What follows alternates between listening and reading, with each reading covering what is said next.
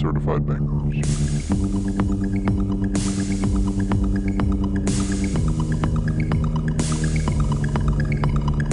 PhantasmaCast. Welcome back, folks. I am Jake. And I'm Derek. And this is PhantasmaCast, where we talk about our favorite movies 2 at a time. 2 at a time. Double features, baby. Derek and I went to Zia Records Yes. this weekend. Oh, yes, we did. Such lovely times were had by all. I honestly think very fondly of our times to Zia. I don't mean to get corny right off the bat, but I am. I don't know. I just love going there. You're like, if you hit me up on a Sunday, you're like, what are you up to? I'm like, this man wants to go to Zia. I don't know where I'm going. I don't know why you're like skirting around it. Like, hey, you seeing anybody? Like, I'm going to Zia with you. Just let me know when I should be there. No, okay. So here on my side of things, I'm like, is this the time he says no? It took you 5 minutes to respond, yes, King. Crown emoji. I know I habitually leave you on red, but this is Zia, God damn it. I love you. This is Zia. This is an Amistad. Yeah. So yeah, a little thing about Derek and I. We love to go to our local movie store called Zia Record Exchange. One of the only places they have in Phoenix. Yeah. Yeah. You know what I noticed though? Or maybe I'm like Mandela affecting this. I think they just dropped the exchange. It's Zia Records. It's cleaner. Drop the, you know? Zia Records now? It's Zia Records now. Yeah. Because I know people colloquially are like, let's go to Zia Records. Yeah. Or if you're extremely fucking cool, vis-a-vis me and you, yeah, it's Zia. It's just Zia. Yeah. Yeah. If someone gives you the eye, you go, oh, they don't know. But I'm about to open their eyes. These guys aren't Zia heads. So I think our trip to Zia last ended in Tears for Derek. Yeah. But ended well for me, and I benefited from his tears. Wait, are you thinking I'm sad because of the other thing? I'm thinking I'm sad because of a completely other thing. What do you think I'm sad from? I think you're sad because I nabbed that copy. You would of that neon jackass. Old boy. And then to rub it in your face, I went back and got that copy of Possession. Oh yeah, that one really did, rub salt in the wound there. I was like, you already won. You saw the $50 neon Old Boy and said, this would look lovely on my shelf. And not Derek's. Not thine. Yeah. And then when you were, being a fool looking at old comedies, I snuck back around and picked up Possession. Yeah, and I was just feeling like a high from finding... let's just talk about what we got then while we're there. This is the journey. What did we land on? We landed on, I was looking at Used Cars, Robert Zemeckis, Kurt Russell. Mm-hmm. Still haven't seen it, but I would love to watch it now. Hot off the heels of our Zemeckis love from last episode, right? Yeah. Ooh, a tie-in. And the other movie was Postcards from the Edge, the Carrie Fisher autobiography. So with Meryl Streep. So they were both inspired by, they were such Death Becomes Her, like, you must buy these. And I'm like, right. I was compelled. So I was like, woo, look at this. And you're like, I think I'm getting that Possession, by the way. Just based solely on the fact that they had talked about it on In Search of Darkness. And I was like, holy shit, they have that movie, that Sam Neill movie where he and his wife are, crazy for each other. I didn't even know what it's about, but I was like, I must have this. I don't know what it's about, but I know that I'm about it. Yes. I'll just have to look at it from afar on your shelf. I don't know what that sounded like, a Blink-182 song. I will look at it from afar on your shelf. Over again. That's not Blink-182, but Derek, what do you know about Blink-182? I'd rather not say because I fear it will determine the amount of sex that I have in the future. Oh God, deep cuts. Wait, was that all you got? No. You're right. That was just the comedy high, and then you came in and possession chopped the axe down my cherry tree of joy. And the other one I got that I was not going to sway on was Night of the Hunter. Because again, that's another one that I've just heard a lot of, and every time I see the cover where he's like embracing that woman, he's got the knife, and then you just see his knuckles are tattooed with love and hate. I'm like, that is so cheesy. Oh yeah, but I'm so about it too. That's purely how I make my Zia mind. I'm about it, and then I just go weep. That was me purchasing weep. I think I too am kind of at the point in my Blu-ray collecting where like I basically have everything I've seen before. Mm-hmm. And now I'm just going off of cover vibes, you know? You're like, it's so freeing. I think, what did you say to me when you got like the last Giallo that you got? I think it was around that time. Let me refresh your memory, actually. So around the last time you got the last Giallo box set, you were like, I think only buying big box sets is gonna do it for me now. You were very real about your like retail therapy feeling of like it just feels good to buy it. You're like, that's the only way I can get my kicks now. I have to go deeper down the fucking rabbit hole.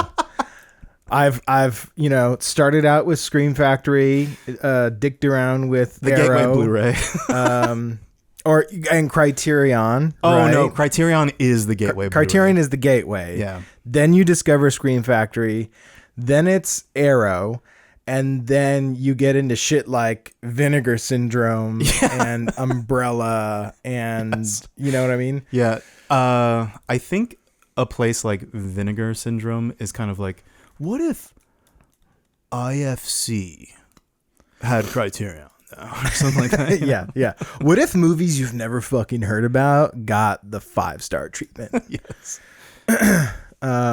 That probably explains why I don't have any Vinegar Syndrome. Actually, I haven't made that move. I'm probably getting there though.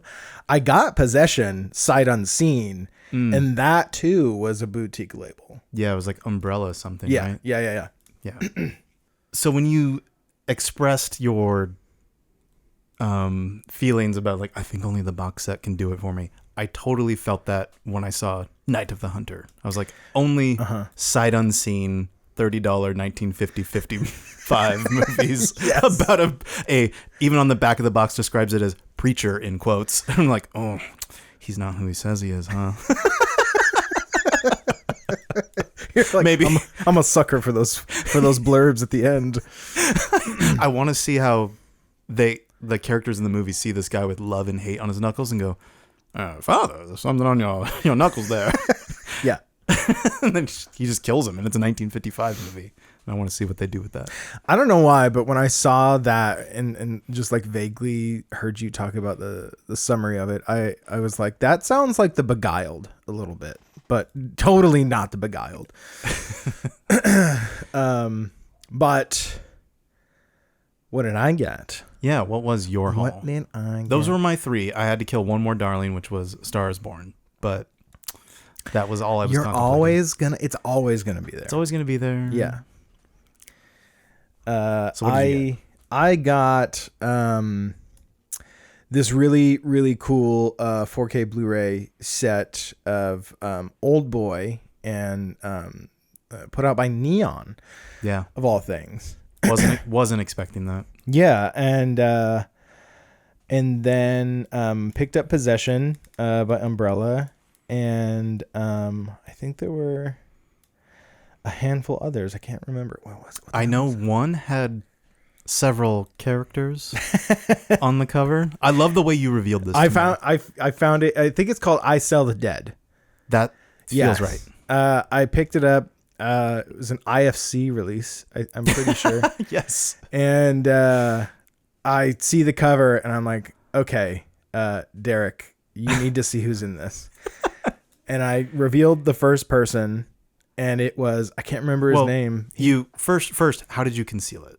I put another Blu-ray over it, and It's then like your whole stack. It was funny. You're like, hold on a second, and I knew you were hiding at the bottom, and I was like, what? Show me your secrets.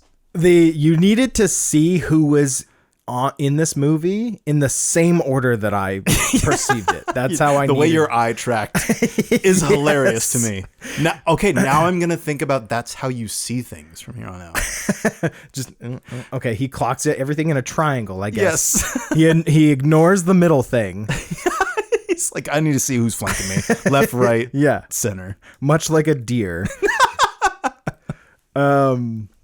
I forget his name. He plays. I know. He plays Mary in Lord of the Rings. Lord of the Rings. Yeah. His name's Dominic Monaghan. Dominic Monaghan. So I pull it over. It's Dominic Monaghan, Mm-hmm. and you're like, oh. And then That's Dominic Monaghan. and then I pull it over to the other side. And who was it? Ron Perlman. Ron Perlman. Okay, so you're Dominic Monaghan. But if you're me, you're like, oh, it's Mary from Lord of the Rings. And then Ron Perlman, Hellboy, Yeah.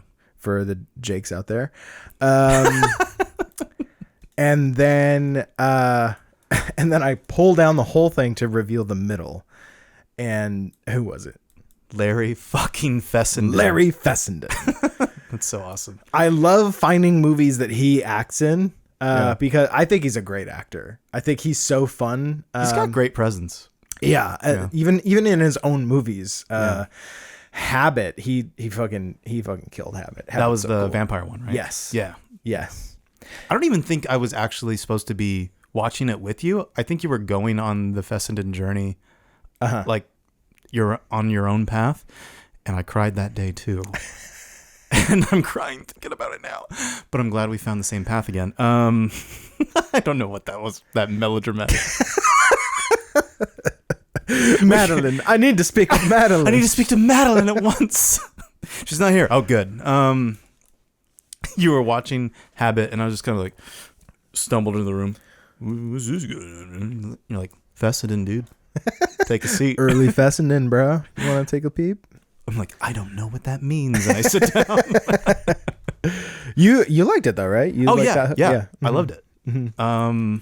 Then we watched like the Wendigo one. I forget what the title is at the moment. Wendigo. Wendigo. It was just Wendigo. Yeah. All right. He's very smart too. how will they know what the Wendigo one is called? By God, I've got it. So it was really funny seeing you track like Mary's to the left of me, Hellboy's to the right, here I am stuck in the middle is Fessenden. It's just there. Yeah, I still haven't seen that. I have not. I don't think I've seen any of the movies that I bought. Oh yeah, no, Yeah. me neither. Like we just got them. Yes. And we were like, whoo, and then we lit a cigarette afterwards and like wild, right? Wild times we had there at the Zia. Next weekend. Yeah, same time next week.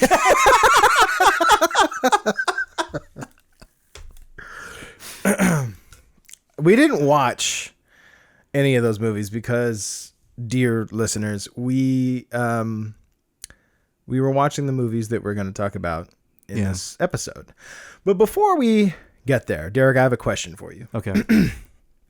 What is your favorite sequel? Okay. I like this question a lot more than just what's your favorite movie. Yeah. Because I love a lot of movies, but like I want to confine it to just be horror sequels. 'Cause Okay. That's pretty fun.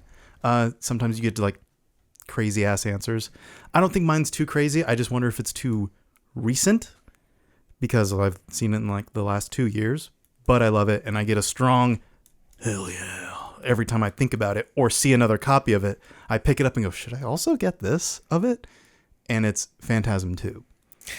Really? Yeah. Wow, that is very recent. It's Yeah. a recent discovery for both of us. Yeah.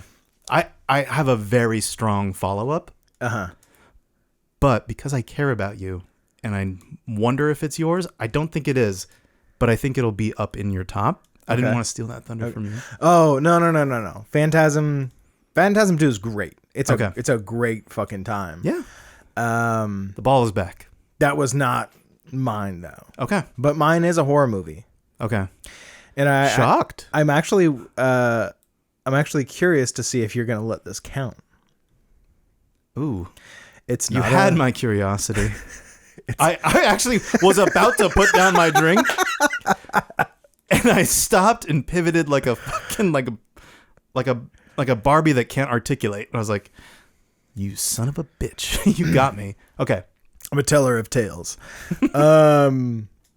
Okay, so my favorite sequel. I was trying to think about this and didn't want to do anything too obvious, right? But I think in my heart of hearts, my favorite sequel is Dawn of the Dead. Interesting. Okay. We do talk about it a lot, actually. Now that I think about it, it was a first sequel as well, right? You have Night of the Living Dead come out in 65, I think, and then Dawn of the Dead. He waits a while before I think it's 78. Dawn of the Dead is. That feels right. Usually I'm a lot better about this. I mean, last episode I was not good at it at all, but I think I've got this one. No, yeah, I think I love it as a movie on its own. I think I could consider it a sequel because, Night of the Living Dead shows. I consider that like the first night, right, of the zombie apocalypse, and then Dawn of the Dead is, this crisis has been happening for, a couple weeks. Yeah, we're a couple weeks into it. Yeah, it's good that it places itself so specifically, but it's like it definitely separates itself. Yeah, it stands on its own. And like you're saying, it's just a good movie, and it does what all great sequels do. It builds on the first movie. It adds to it. The stakes are higher in this second film. Yeah. So it earns its place, as far as good sequels go. Yeah. And then Phantasm 2 is also the first sequel after it. And it's a lot goofier. And I love how goofy it is, but it can still be like off-putting at times too. So it's got like that beautiful, delicate balance that I love. And I'm glad that it exists. That someone's like, all right, I'm going to do a second one, but I'm still going to care about it and make it just kick ass in its own way. I think each of those movies, when you're talking about Phantasm, offers something a little different every time, whether or not you want it. Yeah. That's up to you. Yeah, that's on you. You're the one who puts it on. But so speaking of sequels, we decided that this episode, being part 2, should be about part 2s. Naturally. The electric boogaloo, as they call it. They occur naturally. PhantasmaCast 2, electric boogaloo. So the two movies we picked, I'll tell you mine, Derek will tell you his, and then I'll give you a little bit of background for them. My movie, naturally, I picked a John Carpenter movie last time, and I'll pick another one again. Halloween 2. I've heard of it. He says, wearing the Halloween 2 baseball tee. That is a hell of a shirt. I love this thing. I'm this is payback. I get to look at the things you got on your shelf. You look at my shirt. You look at my shirt. Look at me. Witness me. But yeah, I love Halloween too. And then what I picked was Friday the 13th, part 2. Halloween 2, Friday the 13th, part 2. Electric Boogaloo. Okay, people. The nightmare isn't over. That is one of the taglines for Halloween 2. Oh. Yeah, I thought that'd be a good alt title for this episode as well. I want to double check it, but I don't have it in front of me. But I'm pretty sure the Friday the 13th Part 2 tagline is "The body count continues." It's so specific. Yeah. Like that's such a specific thing to market the movie as. Yeah, you are here to see kids get killed. Yeah. And count it and go, yeah, when Dina got it, that was pretty sick, right? So before we get into it, I'm gonna give you guys a little bit of background information. I'm gonna throw out a lot of numbers, so just bear with me, okay? Halloween 1 was released in 1978 and enjoyed massive success, bringing in $70 million on its budget of $300,000. Following Halloween, we see an explosion of so-called slasher films. We see an ass ton of these movies, including Friday the 13th, which was released about 2 years later. Halloween's director, John Carpenter, went off and made a little-known film called The Fog, which we discussed in our first episode, and then came back to develop Halloween 2 with Deborah Hill. It's really funny. He was actually sued into writing Halloween 2 by the film's financier, Irwin Yablans. That itself is a funny story. And then they started production in April of 81 to be released in October that year. Similarly, Paramount wanted a follow-up to Friday the 13th, having pulled in almost $60 million itself at the box office, but the turnaround time here is a lot quicker. Friday the 13th was released in May of 1980, with the sequel going into production only 5 months later. 5 months after the first film, and released the following May, almost a year to the date. So why did I give you all this information? I think it's important to give you that kind of backdrop because we're going to be talking about sequels, these sequels in particular, and how these independently produced films became multi-billion-dollar franchises. Got a whole lot to cover then. But we'll do it. We'll take up the mantle. What's key to notice about a sequel coming out at that point in time? Oh, that there really weren't many of them. There was very specific, they didn't even use this word back then, like franchises. It was just, that's a picture. There was a couple Planet of the Apes pictures, they were still talking like this into the 80s. Right. Like you didn't have franchises for films, right? No. I mean, you had the Hammer films were all kind of released under, one banner, and people kind of got that brand, but you didn't have a whole lot of movies that had the same characters or settings rolling over movie by movie. The only big one I can think of that did that, and probably did it in different terms, was the James Bond movies. Because that was just a show. It's like James Bond will return. Exactly. It's the whole thing. You're like, oh shit, that was sick, and I'm gonna get another one. Hell yeah! And then it's just crazy to think about those movies coming out, because there's famously now in retrospect a lot of casting changes. In these movies, in the James Bond movies, Oh yes. Yeah, different Bond every time, and you're kind of like, okay, this is how they're kind of keeping it fresh over decades and every decades. so often. Yeah, mm-hmm. I think there's 25 in total. 25 James Bonds. Yeah. Do you know what year the first one came out? Had to have been the 60s, right? I think From Russia with Love. Is 1960. So that franchise is gotta be almost 60 years old at this point. Yeah. That's nuts. That is nuts. And that's usually the age of the leading man in those movies. But what were some big some movies that had sequels at that point? I think I could find a couple, right? Pink Panther had a couple movies. Yes. I love those two.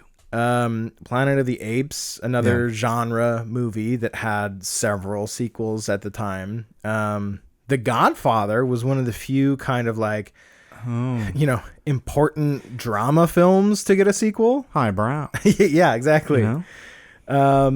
And then The Exorcist and The Omen, two horror movies. Oh my God, Exorcist 2 Heretic existed at this time? Yes. That's gotta go into an episode. We gotta watch that. Under batshit crazy sequels. Yeah. The thing that connects these two is that they're fucking insane. Tommy Lee Wallace, production designer on the first Halloween, was actually tapped to be the director of Halloween 2 at the very beginning. Oh. He says, a sequel really, it was not an everyday thing, right? Yeah. So I think you take that and then combine it with the fact that Halloween specifically, right, just made a fuck ton of money. Just made an ass load of money. Yeah. I think I did the math. It was like something like 200 times the production budget. Yeah. It was nuts. So, there's obviously a financial motivator out there to go, let's do another one of these. Yeah.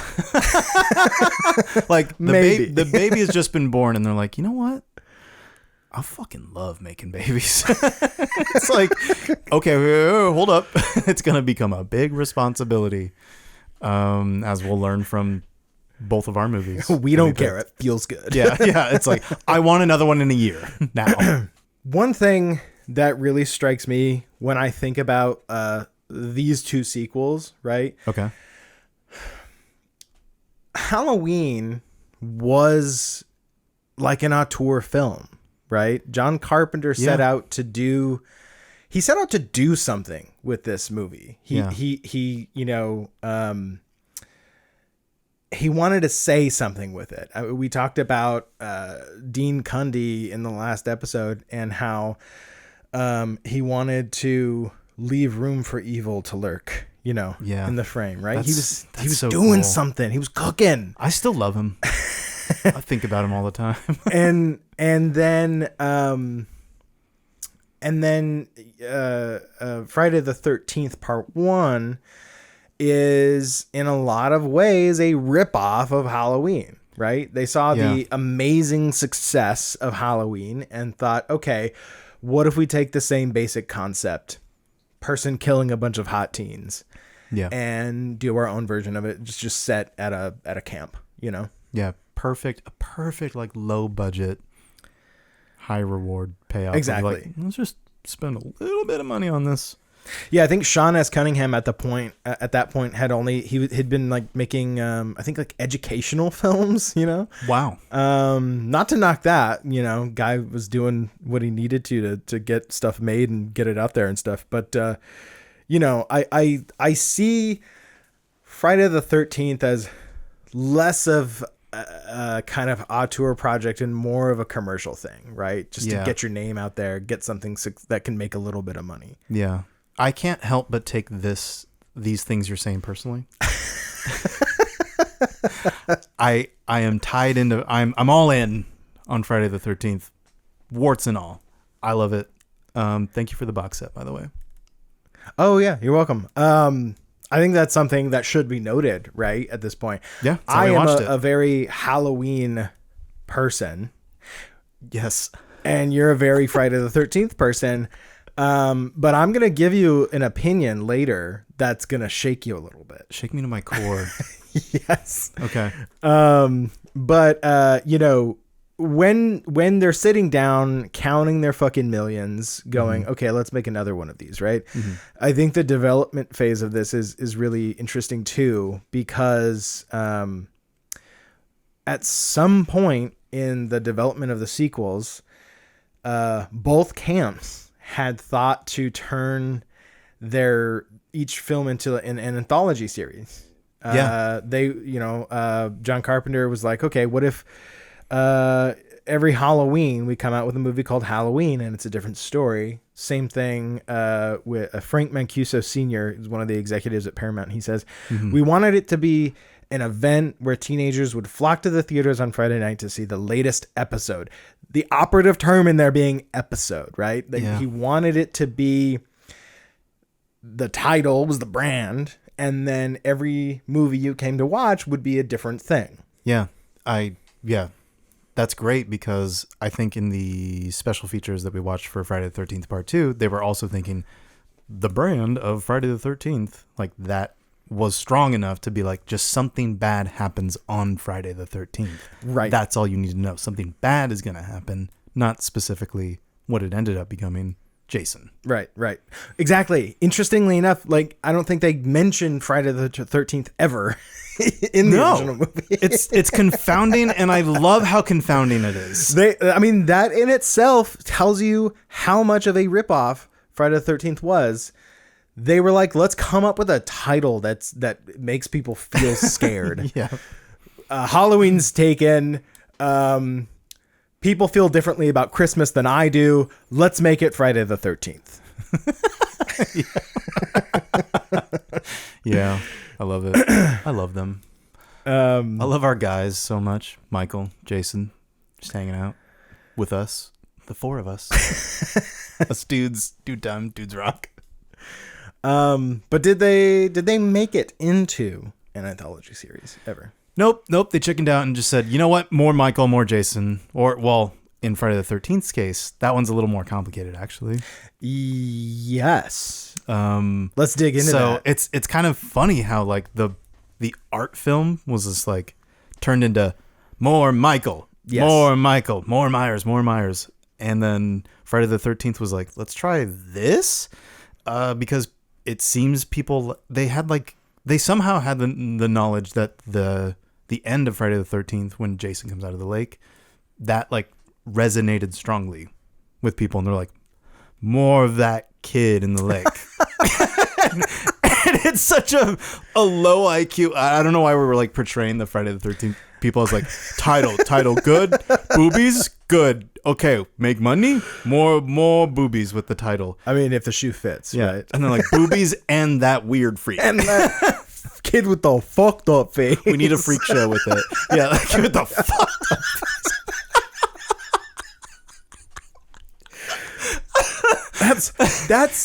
That's intrigues me to no end, though, right? Because, like, again, let's take a step back at the time that these movies came out, right? Yeah.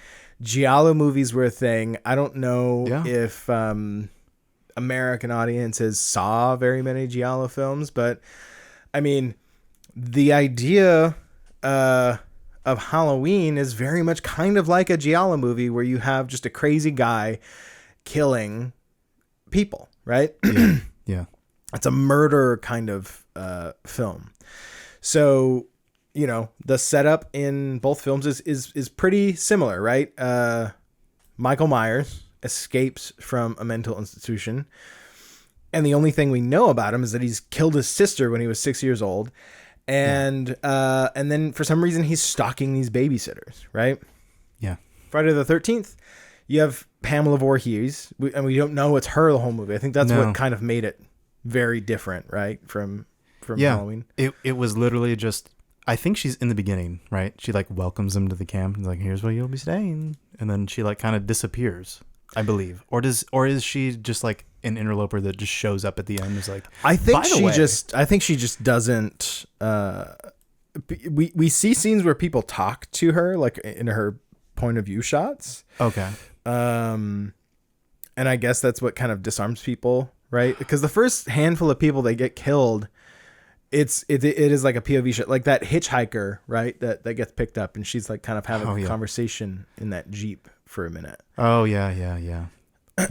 Which is like a style that was pretty not totally, but mostly abandoned once you have to establish a figure that you're looking at instead of just someone you imagine. Right.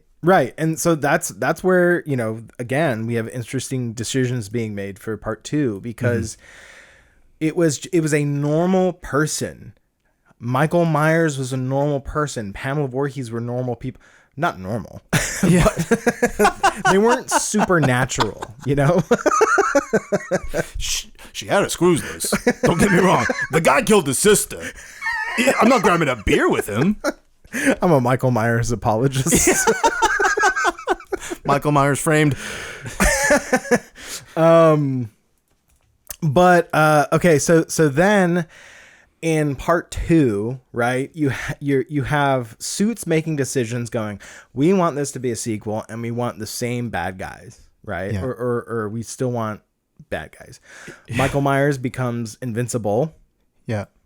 I think they saw the money and they're like, the money called and said they want more Michael. Make it happen, John. Do you want to talk to the money? hold on, John. The money wants to talk to you. And he's like, yeah, anthology. They're like, I don't think you heard the money loud enough.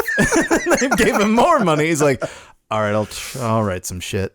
And I think that's how he felt about writing it. I think when you know that, and especially the fact that he got sued into writing it, because I feel like he tried to weasel his way out of doing a sequel. Absolutely. And then Erwin Yablans was like, I need more millions. Yeah.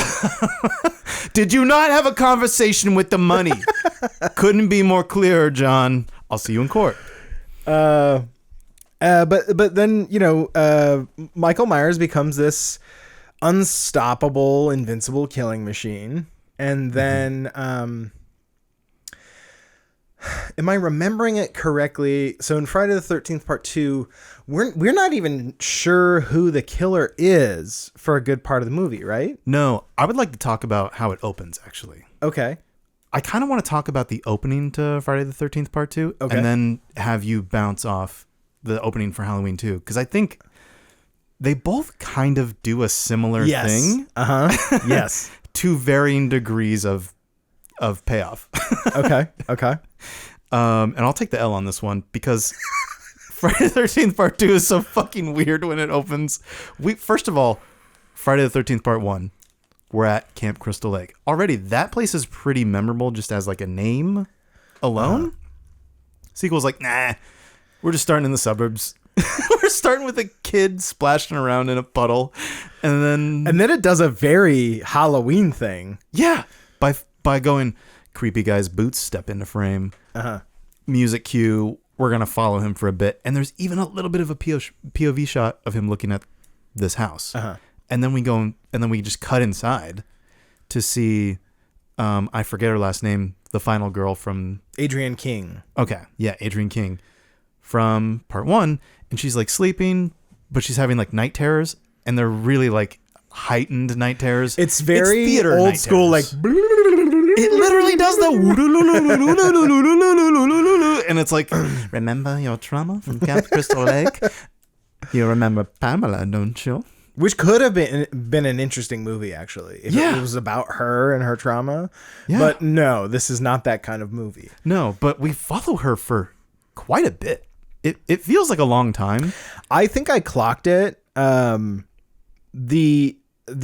might be getting ahead of myself here, Go but ahead. the amount of footage that kicks off Halloween, that is footage from the first movie, is maybe like a minute and a half. Okay. The amount of footage that kicks off Friday the 13th Part 2 is like 3 or 4 minutes. Hell yeah. It's It's a lot of the beginning of the movie is just shots from the first one. That's my boy right there. Going, do you remember the first one? Yeah, that's why I'm here. But I love seeing it anyway. Do you not remember the money I gave you? The money called and said, yeah, I know. I already know all this. But thanks. I remember the call with the money. Woo! It's like, go see the new Friday the 13th. Okay. Okay. Eyes closed, nodding. But then, okay, there's an interesting thing, where we are like also steady camming, tracking with Adrienne King, and she like just got done with the phone call. She's like snaking through the hallways of her house. And I think she goes into the kitchen, or maybe she just goes right into the bedroom and just off frame. But we still like, we're outside in the hallway looking in, and we see her like throw off her robe. Well, we see the robe go onto the bed, so we don't see her because it's like, no, we're just sitting down here in the hallway. And then she comes out with like a bathrobe and crosses into the bathroom. And then she turns on the shower. And then we follow a few seconds after she turns on the shower, and we come up to the curtain, and then she throws the curtain open and looks dead into the camera. And then we cut to her talking on the phone, and I thought it happened so fast that I was like, I don't remember the phone ringing. Mm-hmm. But it felt very like Psycho-esque. Yeah. I mean, it felt very kind of Giallo-esque, kind of like that fake out kind of thing. Yeah. But I mean, harkening back to Psycho, I mean, you've got the score sounds exactly like Psycho. Exactly. That's why I brought it up, because you're always like, God damn, the score is so Psycho-like. And I'm like, dude, they just did like a shower thing where they're like, she's not going to die in the shower. They're like, They pull back the curtain. They're like, she's not getting Janet Leigh. And I love that, because then okay, so long story short, she does get killed by the guy outside. Like, she opens her fridge and there's Pamela Voorhees' head in there. She's like, ah! And then just like a hand comes across and like grabs her forehead, and then they ice pick her.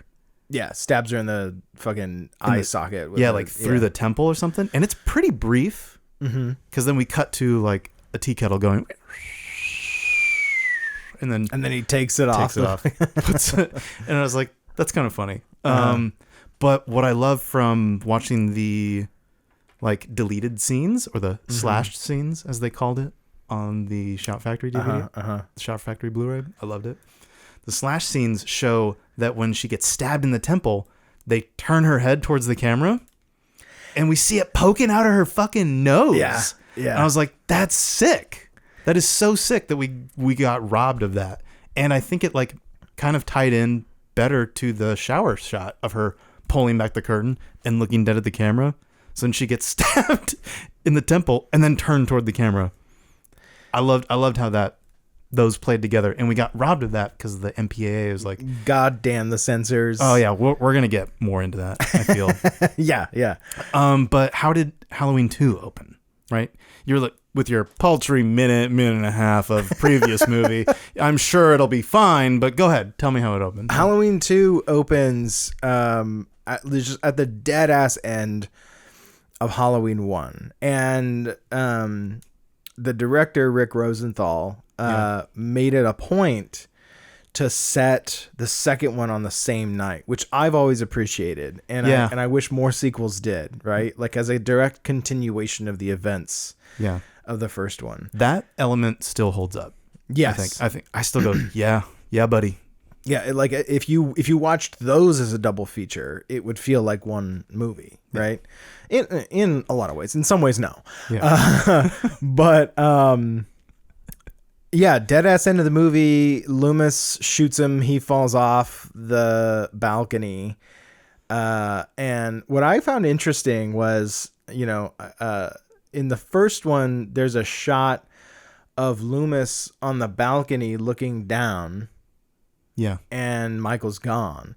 In this one, the shot they cut to Loomis, he's outside the door on the first floor. Yeah, he's stumbling out the front door. Yeah, and then he looks down, and then you get to see basically the same reaction shot of him going, "Oh fuck, he's gone." Yeah. And then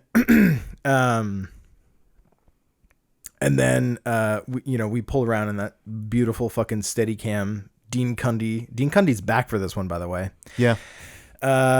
And you hear Loomis, "I shot him 6 times," which I think is really, and I'll get into this a little later as far as like what I think drives the movie, but like that's such great writing. If you're trying to give people motivations, the thing that drives them for the rest of the movie. Yeah. His motivation hasn't changed from the first movie, but now he's trying to find Michael. That's the one thing that Loomis is doing. He was doing that the first movie, but you're kind of making that a different way that he's trying to fulfill that, right? It has to be, because he shot him 6 times. Yes. He's like, I have to forget everything I know. Exactly. Yes. And I think that kind of contextualizes his weird walk after that. I think we both clocked it when we were watching it. Oh, he like looks up. Yeah, no, he's like talking to the neighbor, because the neighbor's like, "What's going on over here, buddy?" The brilliant neighbor thing. And he's like, Michael Myers is back, and he's like, who? He's like, I've been trick or treated to death, and then Yes, I've been trick or treated to death. And then Loomis says, you don't know what death is, and then turns all dramatic, which is it's kind of corny, but it's also really cool. It rocks. It so rocks. He kind of he like spins around. He kind of like looks in the door. He's like, did he go back inside? No, okay. And he's just waving the gun about. I think my favorite parts of Halloween 2 are what I call Loopy Loomis. When the Loopy Loomis takes over, I know I'm in good hands. And then I think it pulls back to, you're kind of set the scene that, the cop cars are around and they're kind of, everyone's arriving to find the murdered fucking kids in the house, right? Like all of that is happening at the same time. Because at the end of the movie, he tells Tommy to go call the cops or something. And the only reason Loomis is there is because he sees the kids running, right? So Loomis gets there before the cops. So the cops are arriving, which I always found was a great timing kind of thing. Yeah. This is like after all of the like POV stalking through the... No, this is right. This is during that, I think. Okay. Because he's stalking through the alleyway, and he goes into this old couple's house. Yeah. And what were they watching? They were watching Night of the Living Dead. Yeah. It was a great catch when we were watching that. I love that trope so much. I want to get a count for how many movies have employed. I'm sure it exists. You know what? Yeah. Like early YouTube maybe. He's like, you ever notice this? We're like, yeah, dude. It's like it's on par with that scene in Lord of the Rings when he kicks the helmet. Every movie buff like leans over and they're like, "Did you know that they fucked up on the rights and that's why you can do that?" That's the first time every like non-film like girlfriend or boyfriend is like, "Who's Vigo?" Like Vigo broke his foot. Who's Vigo? So he goes into this old couple's house and finds a kitchen knife, and then he fucks off over to another house, and it's this young woman, and she's on the phone with her friend, and she's like, "Oh my God, I can hear the sirens." Yeah. And they're like, "Yeah, it happened on whatever street." And she's like, "That's just around the corner." And then we get the first kill of the movie. Yeah. And it happens so fast. That was the thing that I kind of noticed about it. And also, it was just a very not a Michael Myers kill. She's like looking around the house. She can sense something's wrong. Yeah. And then suddenly Michael Myers jumps up from the bottom of the frame and just stabs her in the neck or something. Yeah. And you know what? You know what happened before that? I think this is important to note too. Let's rewind just a little bit. When you were talking about him picking up the knife, I do love how they were kind of like, you remember how cool it was, like the little kid perspective of Michael in the first one. Mm-hmm. I think that was that was more Michael. That was sequel ass, more Michael shit. And then we see him also standing, and then he departs that house where he got the knife. We see him enter this house too. Just in the background, he just slips in through the front door. Mm-hmm. And I think the movie's almost a little worse for how much we see Michael. Oh, absolutely. It's like it. I think it's a victim of its own making, because on one hand, you're like, we want more Michael, but when you get more Michael, he's less scary. Yeah, So there's certain ways that we could have got more Michael, but have it not feel like an overabundance of Michael. Too. So if we see him go into the house, it's a little less scary that we see him jump out. If we wouldn't have known, if we would have stopped with him watching her through the window, and we cut to inside the house, we're already thinking that he's gonna get in there and get her. Yeah. The tension's already there. He's been shot 6 times. He can't be stopped. I shot him 6 times. You don't know the meaning of death, girl whose street it's almost on. It's just Loomis, and he found his way into her house. But I think a lot of those things are decisions from the new directors. of these films. So John Carpenter says he didn't want to make the same movie again. He felt there was, no more story, which then begs the question, why'd you come back and write the second one? You legally had to. You heard the money. And then same thing, Sean S. Cunningham, director of the first one. And then him and Tom Savini, the guy who made the memorable fucking special effects makeup, stabbed an arrow through Kevin Bacon's neck, and the original screenwriter Victor Miller did not come back. So you've got the director, the writer, and the makeup effects person saying, no, sorry, we don't want to make the same movie over again. I'm guessing they didn't want to be pigeonholed as guys who made movies about psychopaths killing naked teenagers, who How weird. Who wouldn't want that? Yeah. So obviously they needed new directors. So Rick Rosenthal, who was a first-time director and apparently got the job because he had the same agent as John Carpenter. That's so cool. In Hollywood, it's all about who you know, I guess. He was fresh out of AFI. So I think this was his first feature. And he was taking an acting class on the side from AFI, so that's where most of the, or if not all of the new characters in H2 came from. Just his acting class. Yeah. Peeps. They're like, oh yeah, Rick's making a movie?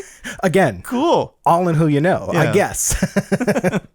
I think one of the most interesting things I got from the making of that we watched on the Scream Factory Blu-ray was so Rick, he didn't want to, he made a couple of like really important decisions, right? He wanted it to be set on the same night, so he wanted to keep the kind of action going from the first one, and he wanted the same tone. He wanted the movie to feel like the first one, which, that's a great decision because you don't want it to feel totally different, right? You don't want to bring in another auteur who's gonna change everything. Right. That's why the money made the wise decision. It was like, we should get Dean. Call up Dean. Yes. Get me Dean on the phone. And what better way to make a film feel the same than getting the same cinematographer? Yeah. Right. And he said this in the featurette. He ultimately considered it just a paid gig, right? Yeah. He didn't feel too precious about it because at the end of the day, it wasn't his movie.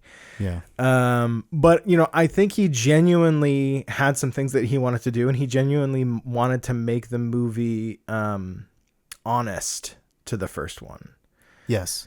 Which, and it's really funny that we find out in the featurette that some of the things that, we pointed out as we were watching it, that we were like, this doesn't feel like the first one, were actually John Carpenter decisions. Crazy. That's so crazy. What remind me, what did they say? What scenes or whatever? The one I know of is the one we just talked about. The jumping up and stabbing in the neck. Right. I was yes. like, that was a Carpenter move? Interesting. Right. I think the way that they characterized it was, by that point, Friday the 13th had come out, right? So the ante had been upped. And so I think John Carpenter was kind of trying to overcompensate a little bit, thinking that his old school kind of tension movie wouldn't do the same thing for audiences. Yeah. I remember another scene that he added too. Do you want to hear it? Which one? The end shot of the burning mask. Oh, that was a John Carpenter one? Yeah. Okay. So it originally ended with Laurie getting into the ambulance and then just driving into the fog. Uh-huh.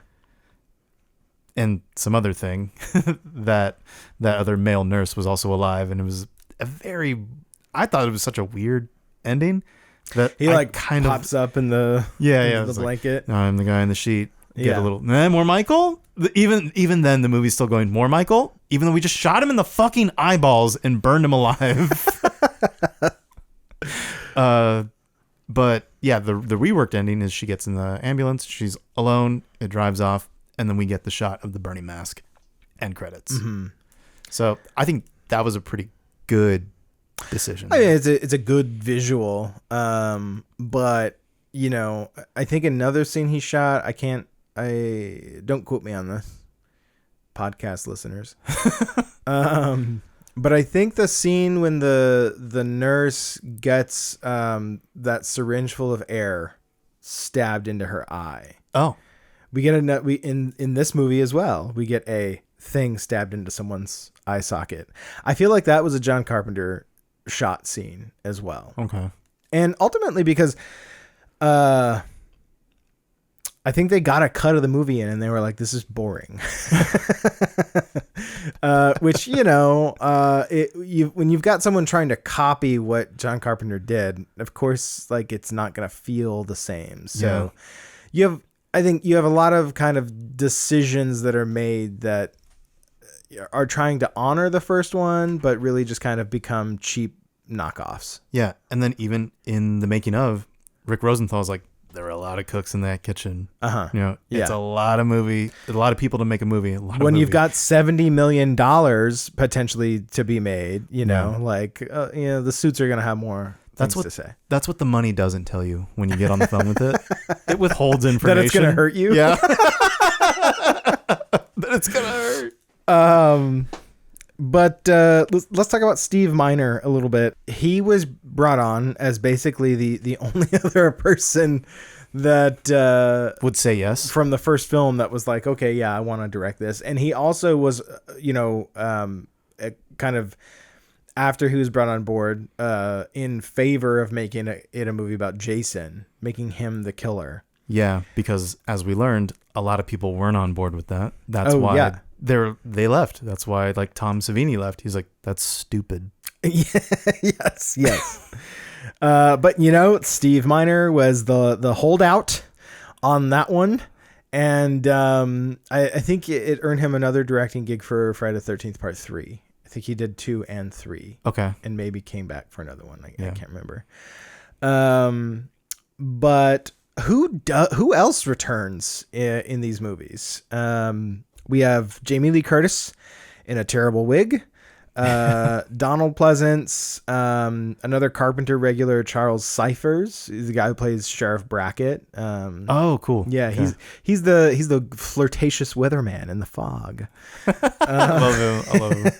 And then we have Nancy Stevens, Loomis's nurse from the first one. She comes in like the third act. Oh my God! You mean where it really kicks in? Yeah. I love that scene. Do you remember how that scene unfolded and how excited I was when we were watching it? Are you talking about the scene in the car when he's like, turn this car around? Yes. And then fucking Loopy Loomis comes out. Yeah. And it was all because he'd like learned a certain detail. I in my notes I wrote, Loopy Loomis is certainly a choice. He's waving his gun around a lot. Then when he finally calms down and puts it away.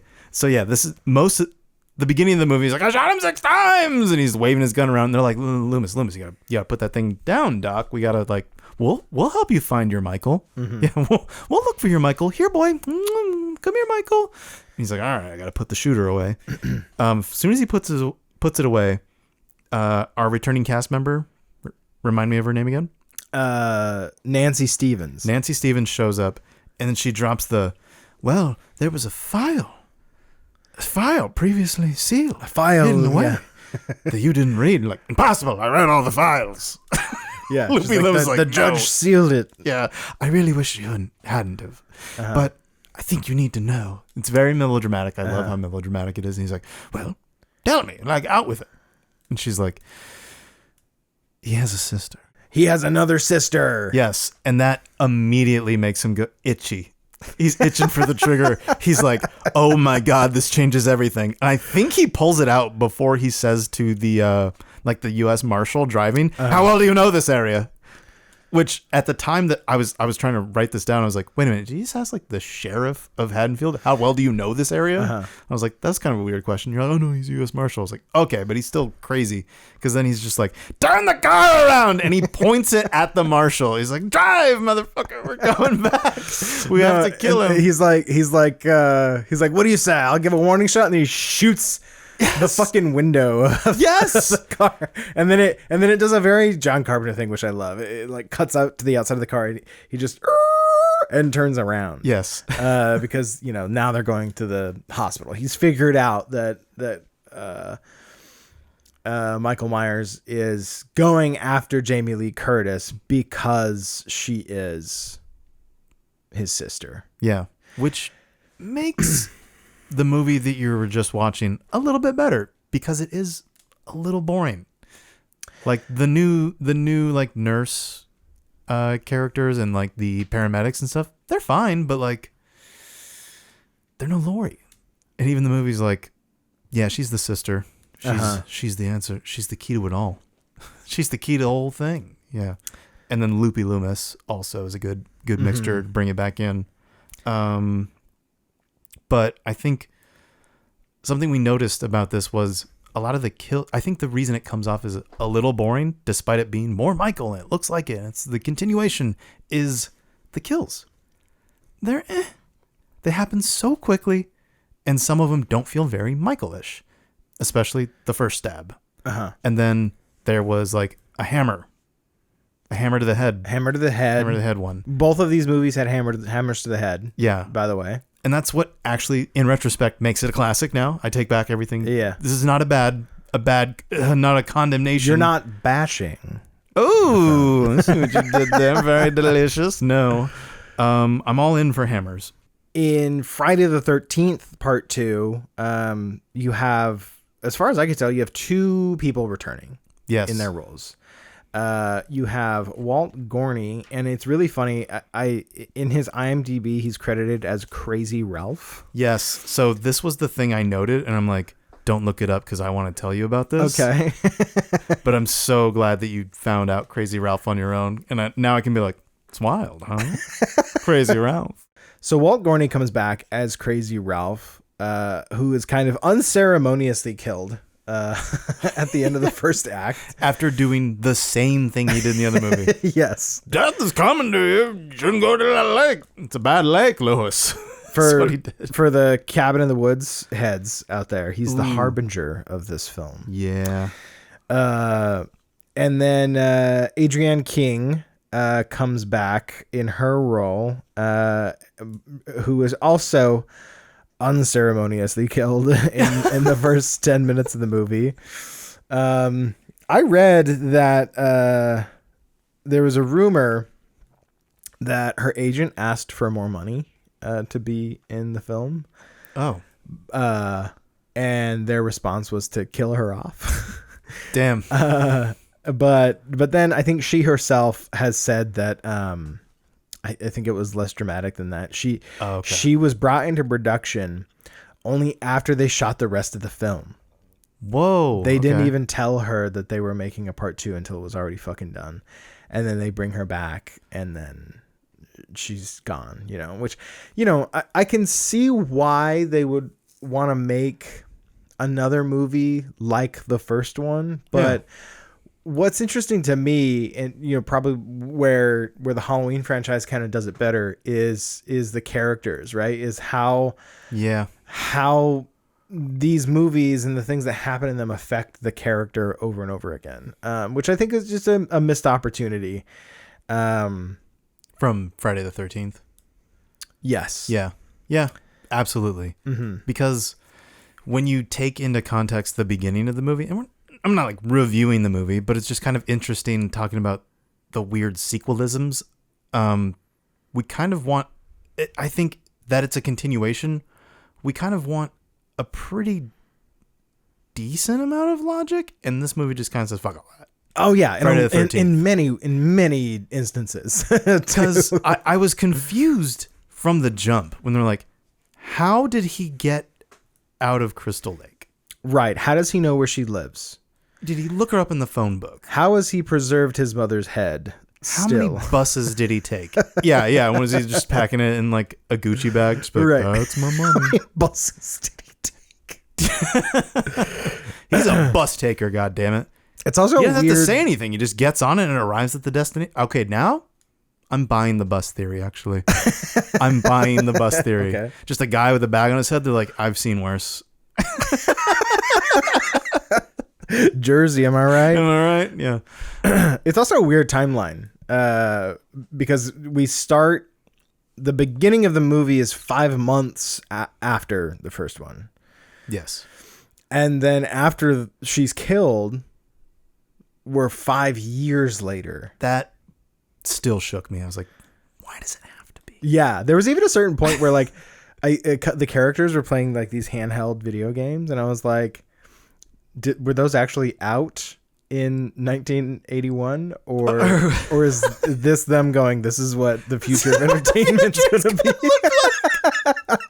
Oh my God. The jury's still out on that. Oh, Friday the 13th part 2 is embarrassing in so many ways, but in a lot of ways it's pretty cool. Like right away I noticed how fucking good it looked. This Blu-ray, the transfer was amazing. Wasn't like a new 4K scan of it, and it shows. I could see like dust mites in the air when Ginny was talking to Paul after she showed up in the car, and he's like, "You were supposed to be here. No, you should have called." And he's like, "Well, your phones aren't working." He's like, "Well, I'm sorry." I actually okay. You say the characters are bad, but I love Ginny and Paul. I think you didn't say they were bad. You just said Halloween does it better. Yeah, I take umbrage with that accusation. I felt the sting and I said, "Oops, forgive me." So, I think we've talked a lot about individual parts of the movie, but like, I want to get into how like Let's do it. These movies stack up to their first films, right? Okay. Body count? I mean, sure, but in deeper ways. Yes. That is like a common thing with horror movies. Like even if you don't intentionally do it, there's a part of you. You've got it. Like, I mean, what did you say the tagline for Friday the 13th was? The body count continues. They're like, you went out of here. But I think what made the first Halloween scary, what made it a scary film was the tension, right? We spent a lot of time building up the characters of our victims, right? Before the killing finally starts. Or maybe halfway into the movie before we see another on-screen death, apart from Judith Myers being killed in the opening scene, right? Yeah. We see a dog die also, but that's, we don't count that.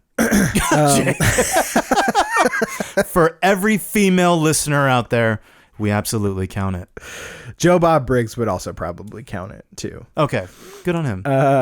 But this whole time we're building up this idea that this guy is out there. He's stalking these girls and he's dangerous, right? Yeah, he's lurking. It's a very tense movie, and we're not totally sure what this guy's capable of, right? So with a second film, you need to up the stakes, right? And I don't think they did that. No.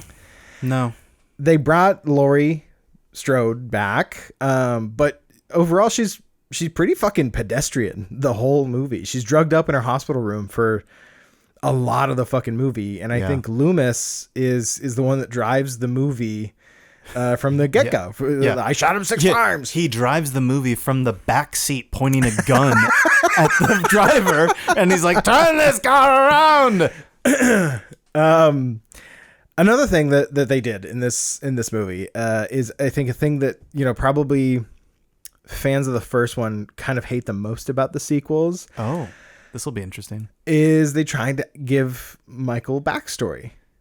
Yeah, they tried to give motivation, right? So in the first movie, you don't really need that because, like, again, if you transported yourself to 1978 and you're seeing this for the first time and you have no idea what any of the rest of the sequels are doing, right? Yeah. He is just a guy that is stalking and killing babysitters. Yeah. Which is what his sister was doing to him. Technically, she was just babysitting him. Exactly. Right. That's a very sort of implied thing that if you're a smart person with a brain, you don't need to be told. The money says you do need to be told, actually. You must have not have spoken with the money, Jake. Here, I'll put you on.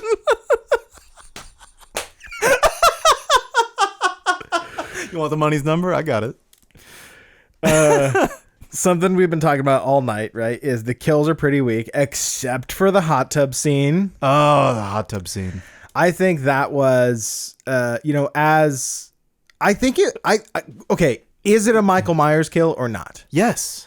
I think absolutely it is. Yeah, it's so refreshing when it happens. You're like, okay, he's back. But there's the little moments in the beginning where we do kind of see him walking about. That's cool as shit too. But like the deaths themselves, kind of up until the hot tub scene when we get our horny. What song does he sing? Like Amazing Grace. Yes. Come sit on my face. I knew you would remember that. Of course you would. You horn dog. And so he's trying to, they're trying to make Whoopi. They're making Whoopi lad. And in the hot tub. And she's like, literally, it's so fucking hot. Can you go change it? Because we just see Michael like turn it up. Yeah. He separates them. Yeah. So goes out there to turn it off, and then a very quiet, no fuss made about it kill where he just strangles him. That's a Michael kill. He strangles. Yeah. The guy can't put up a fight because he strangled that dog. Oh, yes. The dog death matters. No, say it with me. Yeah, so he killed this guy, and it's just in the background. Silent, it's over, and then he silently approaches and puts his hand on her shoulder, and I'm like, this is cool. Yeah, this is cool. It's very reminiscent of when he kills Linda in the first one. Yeah, because in that one, her boyfriend Paul, I think his name is. A lot of Pauls in the 80s. Right? No, Paul was Annie's boyfriend, I think. Fuck, I can't remember. So I'm a fake fan. He was the, let's just say, Glasses. Glasses guy. He kills Specs. Yeah. That's the same kind of setup, right? She goes, I need a beer. Now, he didn't drink all the beer while they were fucking, so they'd be out of beer, but they get separated. He goes downstairs, kills the guy, comes back pretending to be him, right? Yeah. He pretends to be our Amazing Grace guy, yeah. He's like, this guy probably had some good hand action to score this, babe. She even like sucks his finger, which is like, you're like, how much blood is on that fucking thing right now? Yeah. And what is it awakening inside of me? Oops. And then, he not only drowns her, but he drowns her in a scalding hot tub. Yeah. Speaking of awakening things inside of me yet again. Yeah. Yeah. And I think, I think the thing that makes it a Michael kill also is, there is that scene when he kills, I'm just going to say his name's Paul. If anyone fucking comes after me, do it. When he kills Paul, there's that famous scene when he like stabs him up onto the cabinet and he like tilts his head, right? Yeah. Very kind of like little kid-esque kind of, he stomped on a mouse and is just kind of like, that's weird, I don't think it would die like that. Exactly. Same kind of thing with the woman in the hot tub. Yeah. He wants to kill her, right? But he's also just kind of fascinated by what's going to happen if I do this kind of thing. Yeah, like the last time he pulls her up and she's like not breathing because her face is burned through. Yeah. He's just like, oh, it's not moving anymore. Toss. Yeah. And I think that's probably the only Michael kill in that whole movie. The only kill that's like really deserving of like that is Michael Myers. Yeah. Absolutely. The rest of them are just kind of goofy. Someone kind of going, okay, the movie's set in a hospital. What kind of hospital like deaths can we think of? Yeah, that one, like the head nurse gets killed, I think off screen. Off camera. Yeah. She's just dangling. What is she sitting? She's like sitting on. She's lying on a hospital bed and she's been exsanguinated. Okay. All of her blood's on the floor. Oh, you've read a book or two. And I think really just to kind of have that gag where the guy slips on the blood. Yeah. Yeah. Very imitative of our other franchise at the time, the Pink Panther. His little Clouseau moment. I love the Pink Panther. I think we should figure out a way to talk about them at some point in the future.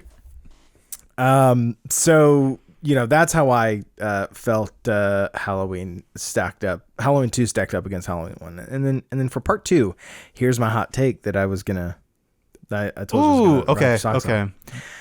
I think Friday the 13th part 2 is a more honest sequel than Halloween part 2. Oh, this is a good surprise. It makes me feel good inside. Give me butterflies. I prefer the Halloween. I prefer my Michael Myers, but I think Friday the 13th part 2 is a more honest sequel. It's a very similar setup, and the story beats are pretty much exactly the same. Yeah. But I think where this movie builds upon the first one is in the characters that they created, right? Yes, they're derivative. Yes, they're cannon fodder for Jason's rampage, but they're fun. Yeah, They're I agree. fun characters. And Friday the 13th part 2, if anything, was supposed to be tits, ass, and gore. Yeah. Right? That was the thesis of the first one. That's what this one is. Yeah, and we got Ginny, Paul, and ass. So, and you know who I'm talking about when I say that, because that is actually how we are introduced to that character. Yes. Whose name I don't remember, but she's got a great ass, and my head is all the way up it. My dad could have bagged her.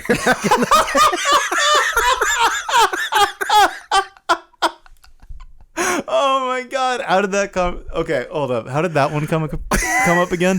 That was from just a truck that someone had pulled up in when they go to the bar. You're like, look at that truck. Yeah, I was like, my dad drove that truck.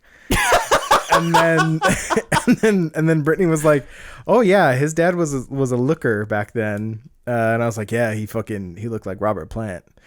Yeah. Then there was a dead moment, and then it cuts to that scene where she's skinny dipping. Yes. I was like, he could have fucked her. And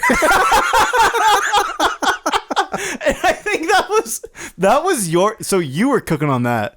My response while we were watching her skinny dip was like, this movie's feminist as fuck, actually. Because she don't need no man. She's not out there like, hey Tim, let's go skinny dipping. She's just like looking around. She's like, fuck that. I'm hot. Yeah, I'm hot as shit, and I want to go fucking swimming. I don't give a fuck. Yeah. And you're like, my dad could have backed her.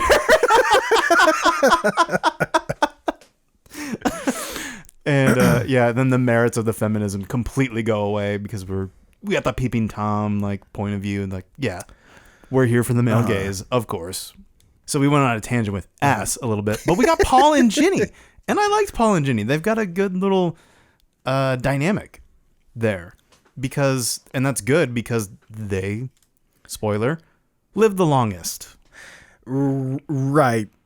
I think it's one of those kind of no, I was gonna say it was one of those rare moments, but slasher films, they had the guy and the girl surviving at the end, right? Okay, there is the trope of the final girl, yeah, but she doesn't have to be the final. There could be a final boy too, but as a final girl, I think also the thing that makes this kind of a better sequel than Halloween 2 is she has a lot more agency than Laurie Strode. Yeah, and in comedic ways too. Yeah, I think for one, Ginny's kind of the embodiment of the screenwriters trying to figure out, okay, how do we make the audience know that this is Jason, right? Because again, for a big part of the movie, it's not really explicit who the killer is. No. But she keeps asking these questions throughout the movie. She's like, oh, this Jason character. She's kind of planting it in our minds. And then at the bar, it kind of reaches a head where she's like, you know what? I think something's wrong at the camp. And then that's she and Paul leave. Yeah. But at the bar, I think that's when we learned the time frame was at the bar.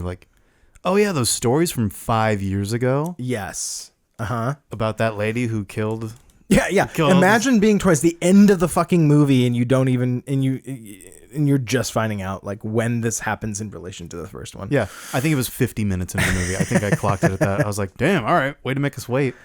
But you know, when she gets back to the camp and she starts getting chased by Jason, she has agency. She's not just running from him, she's hiding. She's kicking him in the balls, you know, she's fighting him. There was the comedic thing I was referring to.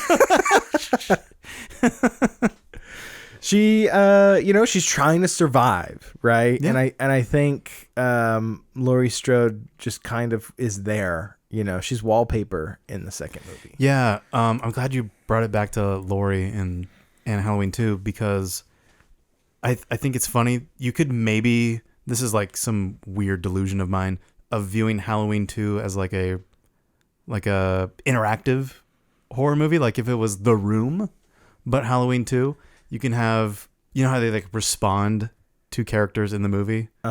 You could do that with Halloween 2 when Laurie's like, don't put me under, and they're like, doctor, don't put her under, she's gonna become boring and inactive. No, doctor, keep her alive, let her do something. And they're like, boo, and she's like falls asleep. Because she falls asleep, I fucking fall asleep a little bit. She's just kind of like woozy, like, why am I here? And I can understand why they made it that way. They're like, okay, we don't want to watch a whole movie where Laurie's trying to survive again. Like we need some time to spend with the other characters getting killed, but like it's still just kind of, you know, then it's not a movie about Laurie. It's more a movie about, you know, how long is it going to be until Loomis can find him and stop him? Yeah, you know. And then when Loopy Loomis reconnects with Laurie, he kind of loopies out. I think he burned through his loopy phase. He had the zoomies, and he burned through that, you know? He's like, you'll have to pardon me. My blood sugar is incredibly high. Or low. I don't know how Loopy Loomis got off. I don't know how blood sugar works. These movies, you know, Halloween had a budget of $300,000. Friday the 13th had a budget of $550,000.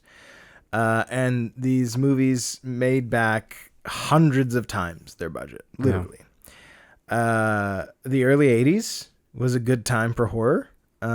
So, you know, of course, more of them are going to be made throughout the decade. Derek, do you know how many sequels Halloween has? Okay, I'm going to not think about it too much, and I'm just going to say a number 12. Wrong. You're close. Okay. You're close. We have 9 sequels. Okay. Along 3 different timelines. Okay. And this is including the most recent, the David Gordon Green ones? Yes. Okay. Yes. Those are sequels. I count those as sequels. And then we have a duology from Rob Zombie. Oh, even including those? It's still less than 12? No. So okay. We have 9 sequels and then 2 Rob Zombie. So it's 9, 10, 11. Okay. That was close. And then if you count the first movie, that's 12.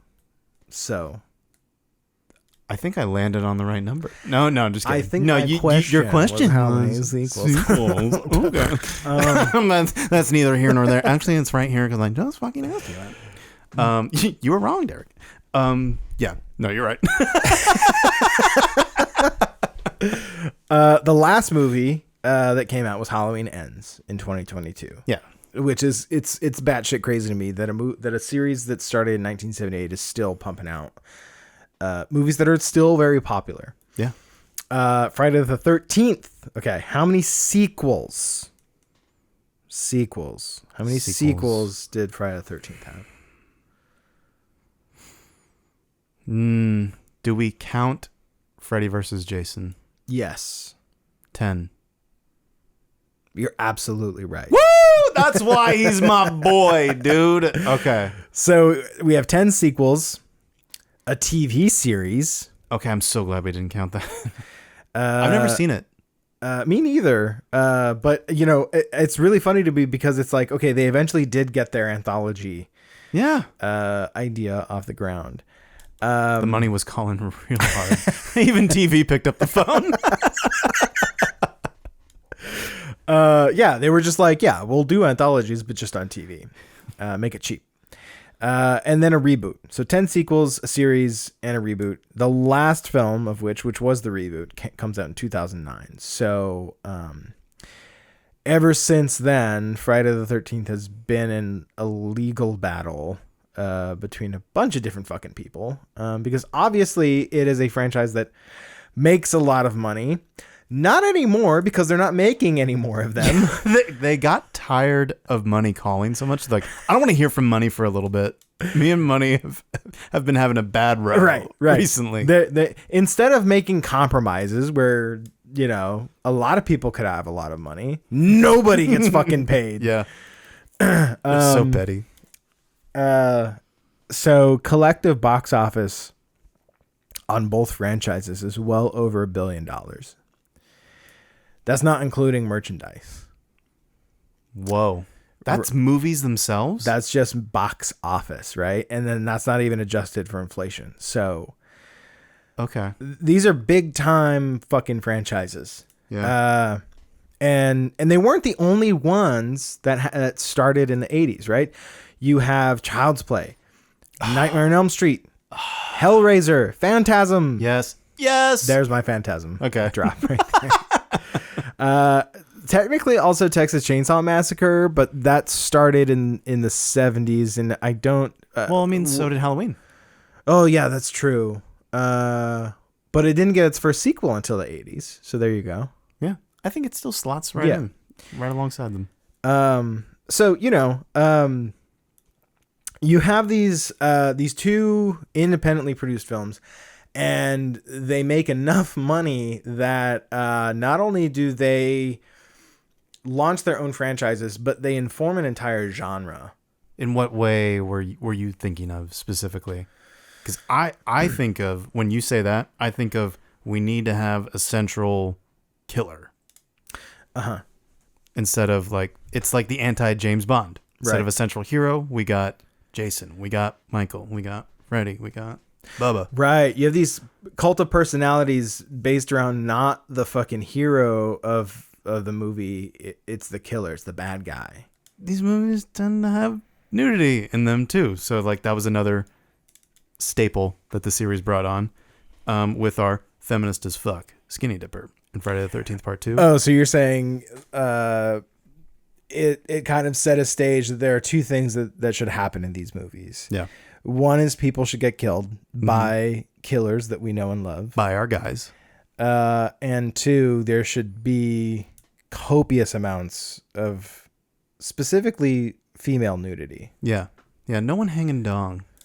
We did get to see a man ass in Halloween 2. Oh, yeah. Yeah. Yeah. It's our boy in the hot tub. Everyone's favorite. Yeah. Amazing Grace. But back to Friday the 13th. I'll read this little blurb from the booklet about Friday the 13th Part 2. Unfortunately, beginning a pattern for the Friday films, Friday Part 2 ran afoul of the MPAA, which had been widely criticized for letting the first movie get away with an R, even though a couple of its key murders had to be trimmed down to win it. The ratings board insisted on heavy cuts to Fullerton's graphic illusions, most notably the double impaling of Jeff and Sandra. And you remember while we were watching that, I was like, that feels cut. It's just, we see the spear, we see it hit the floorboard. And we're robbed of that cool shot of them both being impaled because the fucking MPAA, just no fun allowed. Right. We're allowed to be telegraphed the idea that two people who are fucking have just been impaled together, but we're not allowed to actually see it. Right. And there's, I'll skip over this part, but they allude to that the gag may have been inspired by a set piece in Mario Bava's Bay of Blood. So, Giallo. I think I actually, right, Giallo influence. Yeah. It's there, right? I think Sean S. Cunningham, he denies that was... yeah, they deny it. But, even Miner and Kurtz, I'm just going to read it then. Miner and Kurtz have claimed that they were not familiar with Bava's Giallo at the time. Convenient. Yeah. But Phil Scuderi, one of the financiers who worked closely on the screenplay with Kurtz certainly was. As one of the heads of Hallmark Releasing, he had distributed Bay as Twitch of the Death Nerve in 1972 and as Last House Part 2 beginning in 1977. There's such weird inspirations for Friday Part 2, a movie that came out 51 weeks after the first movie. Just rushed to theaters, but there's so much in it still. It isn't just like empty. It's confusing as shit still, because how does Paul die at the end? Or does he? Or does he? Yeah. Right. It was so confounding, but it was still like a great end sequence that I think elevates it in my mind above the first one and goes back into like what sequels should do in these movies, is have a memorable set piece too. And that set piece is a good character moment, like you were saying, of setting Ginny up to like start considering Jason as the killer. So then you're watching this for the first time, right? She stumbles into the shack and we see that severed head and the sweater, and we're like, oh, this is a shrine to the woman who was killed in the first movie. This is Pamela Voorhees. And she puts that together because she's got her child psychology degree that she was using on Paul. Yes. With the car that's sick. The car's not broken down. It's just sick. And so she puts on the sweater, spins around as the killer's coming in, and just, she's like, I'm going to spitball it. Jason, it's your mother. And he stops dead in his fucking tracks, looking out that one hole in his sack. Also, a cool thing sequels do, a great look. You should have a good look for your killer.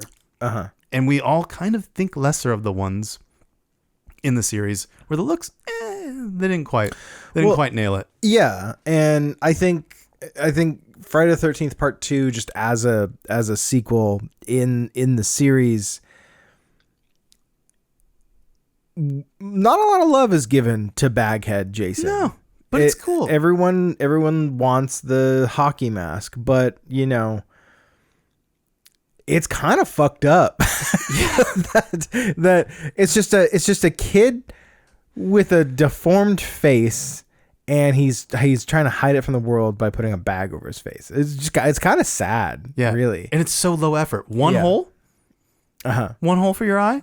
You've probably got two, but it's probably in a fucked up position, and you don't want to remind people of that face you got under there, of the mug you're hiding. You know what? Another thing that just came to mind that I heard about Friday the 13th Part 2 is that some people consider it a remake of the first one.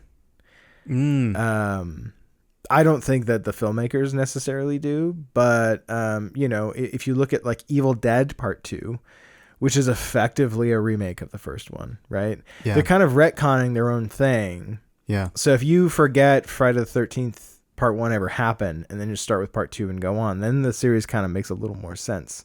Yeah. You're not considering bus fares. Yes, exactly. You know, I think when it comes to franchises, right, a lot, what's kind of sad is that the very thing that keeps these movies coming is the very thing that kind of waters them down and makes them worse as they go on, is the money calling. Ring, ring, right? Ring, ring. Yeah. And you know, only every so often do you get like a truly interesting take in these franchise films, right? Because they don't necessarily care about who the director is. They just want someone to come in and do the job. But I think something I can point out as two high points, and again, come after me. I dare you. It's going to be his name's not Paul, people. Yeah. Rob Zombie's Halloween films. Okay. Yeah. I love them. And I think it's because you have another auteur coming in and going, I have a very specific vision that I want for Halloween. It may not be the vision that we're all used to necessarily, but it's going to be mine, God damn it. Yeah. And I think it's really strong work because of that. Yeah. I think I had not given them their due for a long time. Until I met you. And then you're like, I got something to show you, baby. And then girl. I was like, we got to go to Haddonfield. Haddonfield. Yes, it's great for that alone. Why am I blanking on his name? Who is that? Malcolm McDowell. Malcolm McDowell. Yes. Malcolm McDowell Loomis. Excellent decision to make Malcolm McDowell. Dr. Loomis. Yeah, which makes me think that Rob Zombie, I was just going to call him Rob. I don't know him. Rob Zombie was thinking, you know what was great about Halloween 2? Loopy Loomis. Yes. Yes. And then, okay, I know that your answer is going to be the same as mine, but highest point in Friday the 13th franchise. Oh, okay. Yeah. Jason Lives, baby. Jason fucking lives. Why? It's just so its own thing. It just happens to be a sequel. Tom McLaughlin coming in and going, you know, they've made a handful of these movies. I'm going to do it my way, right? Yes. And I will argue that Jason from that movie is the Jason we kind of all think of when we think of Jason. Absolutely. The kills in that movie are fun and inventive and you know, kind of funny. Yeah. You know? And also some pretty good characters. I love our little fuckboy guy with the earrings who's talking. He's like he's the mobile home guy. Right? Yes, the mobile home guy. Who gets killed during a Teenage Frankenstein. Another thing that's great about this movie, the Alice Cooper of it all. Yes. It was a whole fucking vibe, that movie. Yeah. And Alice Cooper made his own song for the movie. He's back. The man behind the mask. It's great. I love it. But that guy, that scene that I know you're thinking of too, is where they're like, hey, where did the preteens go or something like that? They're like, oh, they're with him. And they're like, oh, I'm sure that's going great. And it's just we get a shot from down below looking up at these kids looking down disappointed. And we hear some guy rambling about something. We cut to him. He's looking kind of like me right now with these ripped out jeans. He's just kneeled among some rocks. He's like, so anyways, yeah, so the squad is going to leave a little pile of rocks, you know, for his tribe or, you know, whatever they were up to. Maybe he got in a fight. You know, they didn't want the little ones to see about it, but, you know, the rocks would tell us that story or something like. Yes, he does it so much better than me. I am not doing it any justice, but it's just so funny. It's just so funny. It feels like he's making it up. He's truly making it up. So then when the child says to his friend, he's like, oh, fuck, this is going to be a long summer.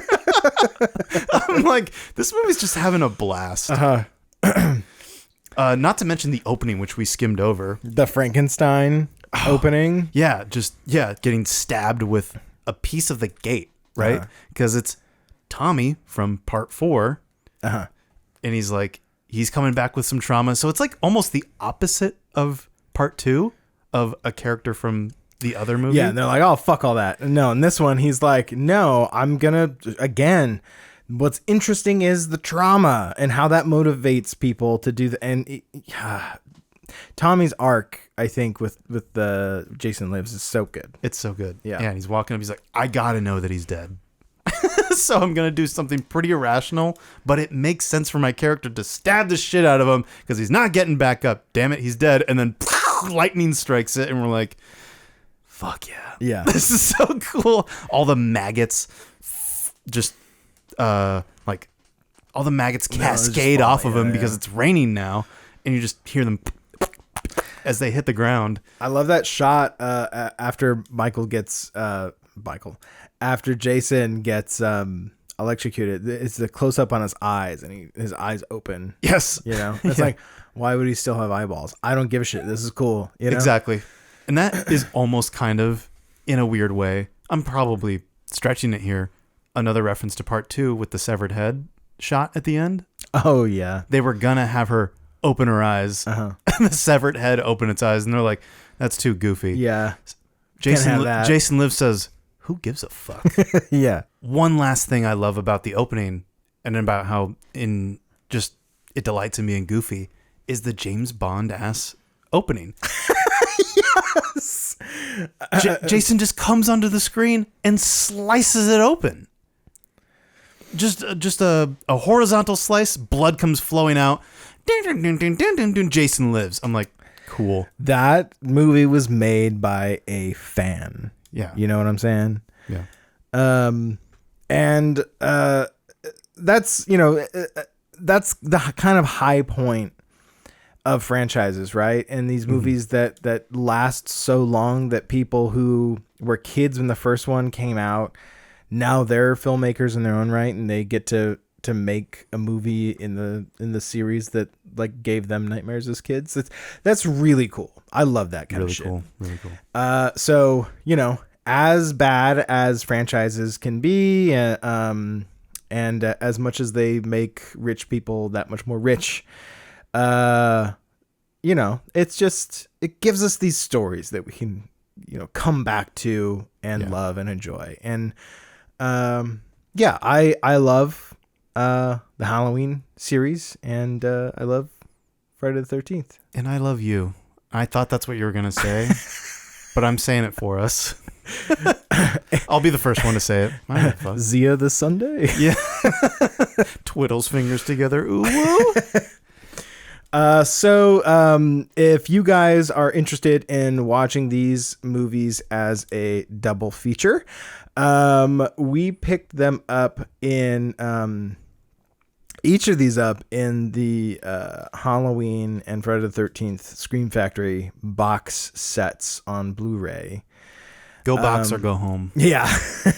I think one cool thing I will note about the special features for Friday the 13th is each one of the discs has a small piece of a fan film. Yeah. Which, as you're watching the movies, you can watch a little bit more of the fan film. I thought Scream Factory, that's a really cool novel idea. Yeah. It's a cool touch to like actively acknowledge the community. Yes. And include something from the community that like just loves these goofy sequels. Like I'm glad that these two sequels exist, because then it leads to stuff like that. And I'm glad that I own all of them on Blu-ray in perpetuity, because as we know, you cannot trust the streamers. Go buy the physical copy and watch it over and over and love it over and over. Absolutely. And you may even learn that your VHS copy of Jason Lives does not look nearly as good as you remember.